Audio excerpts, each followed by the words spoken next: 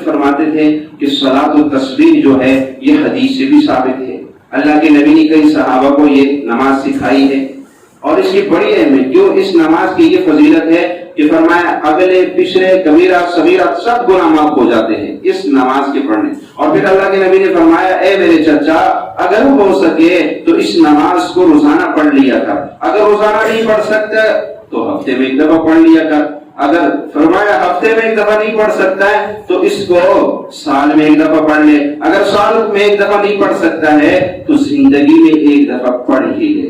یہ اتنی مبارک نماز کہ زندگی میں تو اگر زندگی میں ایک دفعہ پڑھ تو لے، پر یہ جو رات ہے یہ فیصلوں کی رات ہے، اس رات فیصلے ہوتے ہیں، اس رات فیصلے ہوتے ہیں، تو یہ رات فیصلوں کی رات ہے، تو ہم وہ عبادت کریں جو حدیث سے ثابت ہو، اس عبادت کے اوپر ہمارے فیصلے بہت جلدی ہو جائیں۔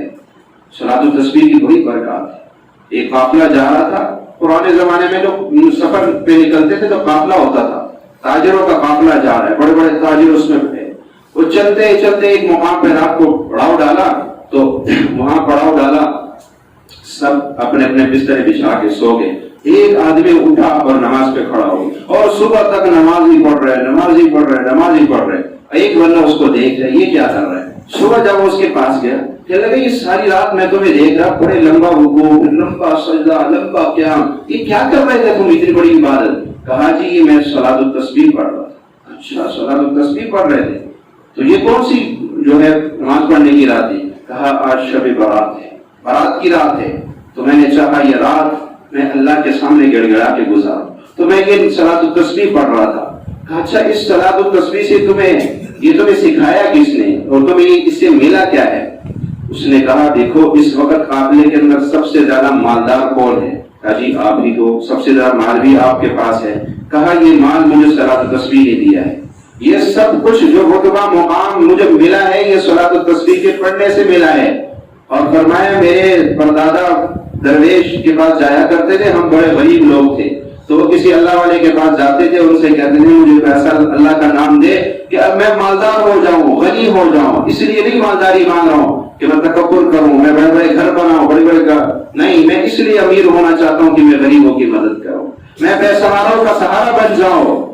فرمایا اس لیے پھر اس اللہ والے نے میرے پردادا کو یہ نماز سکھائی، پھر میرے پردادا بھی اس کو پڑھتے تھے، میرے دادا بھی اس کو پڑھتے تھے، میرے والد بھی پڑھتے تھے، اور میں بھی پڑھتا ہوں، اور اللہ نے اس نماز کی برکت سے یہ سب کچھ ہمیں دے دیا۔ پھر اس نے کہا کہ میں ایک دفعہ جنگل میں جا رہا تھا، اور جنگل کے اندر میں ایک جگہ ٹھہرا اور میں وہاں لیٹ گیا، تو میرے جو گھوڑا تھا جب میں اٹھا تو وہ غائب تھا۔ اب جنگل ویرانہ کوئی نہیں، اور میں بڑا پریشان، بڑا دور کا سفر بھی کرنا ہے، گھوڑے کے اوپر میرے کھانے پینے کا سامان بھی تھا، وہ بھی غائب، گھوڑا بھی غائب۔ اب میں بڑا پریشان، اب میں کیا کروں؟ اب بیٹھ کے میں صلاۃ التسبیح پہ لگ گیا اور پڑھتا رہا اور رو رو کے اللہ سے مانگتا رہا، اللہ اب تو ہی مہربانی کر دے۔ کہا میں نماز ہی پڑھ رہا تھا کہ دیکھا ایک شیر میرے گھوڑے کے پیچھے لگا ہوا ہے، اور اس گھوڑے کو میرے پاس لا کے کھڑا کر کے اور شیر واپس چلا گیا۔ اللہ اکبر۔ اور یہ صلاۃ التسبیح کے برکت سے اللہ، صلاۃ التسبیح کی بڑی برکات ہے، ہم سوچ بھی نہیں۔ ایک وہ مٹی کے برتن بناتے ہیں، مٹی کے برتن بنانے والے میرے مرشد جو ہے حکیم ہے، حکمت کا کام، تو فرمانے لگے کہ میں اس کے پاس گیا کہ مجھے کچھ برتن چاہیے، اس نے کہا جی بنوا دوں گا، برتن بنوا دوں گا، مٹی کے برتن چاہیے۔ کہا کہ میں انتظار کرتا رہا 10-15 دن 20 دن بعد جا کے پھر گیا، میں نے کہا جی وہ برتن کا آرڈر دیا تھا آپ نے ابھی تک بنوائے نہیں؟ کہ بس وہ کیا کروں، میں بھی بیمار ہوں، میرا گدھا بھی بیمار ہے، گھر میں نے جو حال دیکھا واقعی غربت تھی، تو میں حیران ہو گیا۔ میں نے کہا یہ کیا، تیرا تو بڑا اچھا کام ہے، یہ لوگ برتن لیتے، کہنے لگے جی آج کل کون برتن لیتے، آج کل تو دوسرے برتن نکل آئے، مٹی کے برتن کون استعمال کرتا۔ تو اب جو میرا کام تھا وہ بھی ٹھنڈا پڑ گیا، اور میرے ایک بیٹا باہر ملک گیا ہوا ہے اور وہاں پہ وہ بے روزگار بیٹھا ہوا ہے، اور لوگ یہ سمجھتے ہیں اس کا بیٹا تو باہر ملک میں، یہ تو اچھا خاصا کھانے پینے والا خاندان ہے، جبکہ میرے گھر کا یہ حال ہے کہ میرے اپنے دوائی کے لیے میرے پاس پیسے نہیں ہے، تو میں گدھے کو کہاں سے دوائی لا کر۔ پھر میرے مرشد نے کہا، میں نے کہا اچھا تیسرا کلمہ آتا ہے؟ پہلے جی اس نے کہا تیسرا کلمہ تو نہیں آتا ہے۔ میں نے کہا سبحان اللہ آتا ہے؟ کہاں آتا ہے؟ میں نے کہا الحمدللہ پڑھا، الحمدللہ بھی آتا ہے، اللہ اکبر بھی آتا ہے جی، اللہ الہ الا اللہ بھی آتا ہے جی، آتا ہے۔ تیسرا کلمہ ہی ہوا، اور کیا؟ سبحان اللہ والحمدللہ ولا الہ الا اللہ واللہ اکبر ولا حول ولا قوت الا باللہ العلی العظیم. یہ تیسرا کلمہ ہے، بس ان الفاظ کو جوڑنا ہے. یہ کلمہ اس کو یاد کروایا، اس کے بچے کچھ پڑھی لکھی تھی، انہوں نے ان کو یاد تھا بیوی کو، میں نے کہا تم صلاۃ التسبیح پڑھو، صلاۃ التسبیح پڑھو، اللہ دیکھے کیسے فیصلے. تو وہ پڑھتا رہا کچھ عرصے کے بعد پھر جب اس سے ملاقات ہوئی، اس نے کہا اللہ نے میرے دل بدل دی. کیسے بدلے؟ ایسا ہوا کہ میں بھی پڑھتا رہا، میری بیوی بھی، بچے بھی پڑھتے رہے، اور پڑھ کے روزانہ پڑھ کے اللہ سے مانگتے تھے اللہ ہماری غربت دور کر دے، ہماری تندرستی دور کر دے، ہمارے لیے غیب سے کوئی رزق کا انتظام کر دے. جی ہم پڑھتے رہے تو ایک بیوپاری ہم جو ہے اس نے مجھ سے رابطہ کیا، اور وہ کھلونے مٹی کے چھوٹے چھوٹے برتن کے کھلونے بنا کے، اس کا بڑا ہائی لیول پہ کاروبار تھا، کوئٹے سے کراچی تک یہاں یہ سارے وہ یہ سپلائی کرتا. تو اس نے کہا جی یہ میں نا آپ یہ برتن اب تو کوئی لیتا نہیں ہے بڑے برتن، تو یہ چھوٹے چھوٹے اس نے مجھے نقشے بنا کے دی کہ اس طرح کے مجھے بنا کے دیا کرو اور میں تمہیں نقد پیسے دوں گا. اور شروع میں اس نے 2-3 لاکھ روپے مجھے پکڑا دی کہ لو یہ اپنا کام شام لے آؤ جو بھی اور یہ کرو. کہنے لگے جی میرا تو ایسا کام چل پڑا کہ میں خود حیران ہوں. صلاۃ التسبیح کی برکت سے اللہ نے اس کے غیب سے ایسی مدد کی، ایسے ہوا. پھر حضرت فرمانے لگے کہ میرے پاس ایک دفعہ فون آیا، ایک بندے نے فون کیا اور اس نے کہا جی میں جیل کے واش روم سے بات کر رہا ہوں، جیل کے واش روم میں اندر میں بات کر رہا ہوں کیونکہ ہمیں فون استعمال کرنا الاؤ نہیں ہے یہاں پہ. یہ میں نے کچھ چوری کسی ذریعے سے پکڑ کے تو آپ سے بات کر رہا ہوں، میں بڑا پریشان ہوں، میں جیل کے اندر ہوں، میں مجرم ہوں، میں مانتا ہوں، میں نے توبہ کر لی ہے، پر مجھے کوئی اللہ کا ایسا نام بتایا کہ میری جان یہاں سے چھوٹ. اور میں نے اسے کہا صلاۃ التسبیح وہاں سیکھ لے اور پڑھنا شروع کر. وہ پڑھتا رہا. پھر بڑے عرصے بعد جا کے مجھے ایک بندے کی مجھ سے ملاقات ہوئی، کہنے لگا میں وہ جیل کا قیدی ہوں. میں نے کہا اچھا کیسے آپ کی رہائی ہوئی؟ کہنے لگا کہ آپ نے مجھے صلاۃ التسبیح کی نماز بتائی، میں روزانہ جیل میں ہو کے کام تو تھا نہیں، پر میں صلاۃ التسبیح صبح بھی پڑھتا تھا، شام بھی پڑھتا تھا، اور پھر اللہ سے مانگتا رہا. تو ایک دفعہ ہمارے جیل کے اندر ایک لڑکے کو لایا گیا، نوجوان لڑکا، اور وہ اس کے لباس سے شکل سے وہ کوئی امیر گھرانے کا لگتا تھا، کوئی جرم میں آیا ہوا تھا. تو اس کی میرے ساتھ دوستی ہو گئی. اب ہم نے اکٹھے بیٹھنا اٹھنا شروع کر دی. کچھ دن وہ میرے ساتھ رہا، اور ایسا ہے پاکستان میں تو وہ اس نے کہا جی وہ کچھ دنوں بعد اس کی رہائی ہو گئی، وہ چلا گیا. اور میں پھر ویسے ہی بیٹھ گیا. وہ جب باہر گیا نا، اس نے اپنے والد سے کہا کہ غریب بندہ ہے، اس نے اتنا کو جرمانہ دینا ہے، اگر اس کی جگہ پہ آپ کر دیں گے تو بیچارے کو رہائی مل جائے گی. اس کے ابو نے باہر ہی سارا انتظام کیا، میرے جو سب کچھ اس نے پیسے جو بھی جرمانہ تھا وہ دے دیا، اور فرمایا کہ میں صلاۃ التسبیح پڑھ رہا تھا اور فرمانا ہے جی فلاں قیدی کہاں ہے، اس کو اداری مل گئی جائیں. انہوں نے کہا جی وہ آ رہا ہے. وہ انتظار کرتے وہ کہنے لگے بھائی کیا ہو گیا، اس کو بلاؤ جلدی. اور میں تو صلاۃ التسبیح پڑھ رہا ہوں. جب میں نے سلام پھیرا سارے قیدی میرے تھا، وہ تو کس وجہ سے جا رہا ہے؟ میں نے کہا بھائی میں تو صلاۃ التسبیح کی برکت سے جا رہا ہوں، اور اگر تم نے بھی نکلنا ہے تو صلاۃ التسبیح شروع. اب اس کی برکت سے ایک مجرم فرمانبردار بن گیا، معاشرے کے لیے امن لانے والا بن گیا اس نماز کی برکت سے، اور دوسرے اس کو پھر سے خلاصی ملے.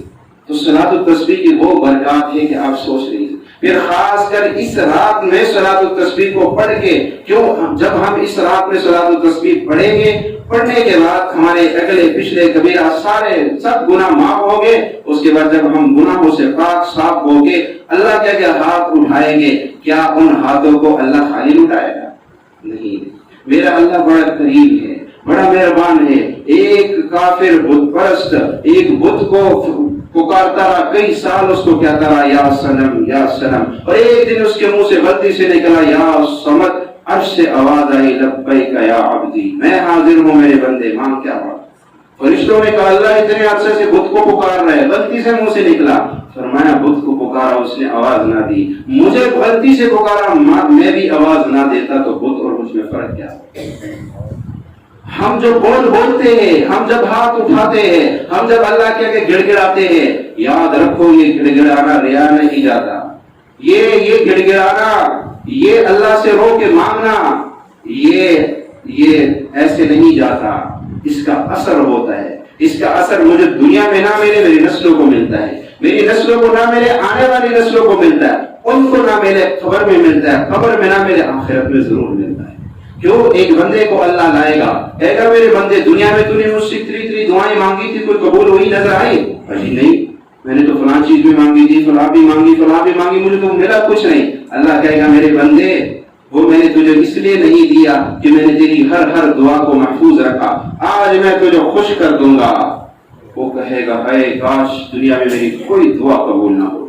جب وہ دیکھے گا کہ میری ایک دعا پہ مجھے کیا کچھ دیا جا رہا ہے تو وہ کہے گا کاش دنیا میں میری کوئی دعا بھی قبول نہ ہوتی. سب یہی مل جاتا. کیوں دنیا کی زندگی ایسی گزرتی ہے پتہ بھی نہیں چلتا ہے. ہم اپنی پچھلی زندگی میں نظر دوڑائے تو ایسے ہی لگ رہا ہے جیسے 2 منٹ گزرے، اور کل قیامت کے دن جب ہم جائیں گے تو یہ دنیا کی زندگی تو ہمیں کھیل تماشا ہی نظر آئے. جس کے لیے ہم بھاگ دوڑ کر رہے ہیں، جس کے لیے ہم 5 نمازیں بھی چھوڑ دیتے ہیں، جس کے لیے ہم روزوں کو بھی چھوڑ دیتے ہیں، جس کے لیے ہم اللہ اور اس کے حبیب کو ناراض کر دیتے ہیں، یہ زندگی لگے گی لبثت یوما او بعض یوم، ایک دن رہے یا دن کا کچھ حصہ دنیا میں رہ کے آئے ہیں. یہ 60 سالہ، یہ 70 سالہ، یہ 100 سالہ زندگی پھر ایک دن یا دن کا کچھ حصہ محسوس ہوگا. تو ایک دن اور دن کے کچھ حصے کے لیے ہم اللہ اور اس کے حبیب کو ناراض کر رہے ہیں. سوچنے کی بات، ایک دن یا دن کا کچھ حصے کے لیے، یعنی 24 گھنٹے لگا دو یا 12 گھنٹے لگا دو، 24 گھنٹے یا 12 گھنٹے کے اندر ہم اللہ اور اس کے حبیب کے احکامات کو توڑ رہے ہیں اور نفس کو خوش کر رہے ہیں اور شیطان کو خوش کر رہے ہیں. کتنی افسوس کی بات ہے کہ اتنا کریم رب ہو، اتنا مہربان رب ہو جس نے ہمارے لیے ایسے لمحات مقرر کر دی ہیں اور پھر بھی ہم اس کی طرف نہیں جاتے. پھر کب جائیں گے؟ اس لیے اس رات کو ضائع نہ کیجیے. اس رات میں اللہ سے خوب دعائیں مانگے، خوب گڑ گڑا کے تنہائیوں میں، مسجدوں میں نہیں، اپنے گھر کے تنہائیوں میں بیٹھ کے اللہ سے مانگے. کیونکہ تنہائیوں کی جو عبادت ہوتی ہے اس کا کچھ اور ہی نہ. جو اجتماعی عبادت اللہ اور اس کے رسول نے مقرر کر دی وہ تو اجتماعی عبادت ہے، وہ تو مسجد میں آ کے ہی پڑھنی ہے. لیکن انفرادی عبادت جتنی ہو سکے گھر کے اندر کرنی چاہیے. اسی اللہ کے نبی نے فرمایا اپنے گھروں کو قبرستان نہ بناؤ، وہاں اللہ کی عبادت کیا کرو تاکہ گھروں کے اندر رحمتیں برکتیں آئے. اللہ ان باتوں پہ عمل کی توفیق عطا فرمائے. وآخر دعوانا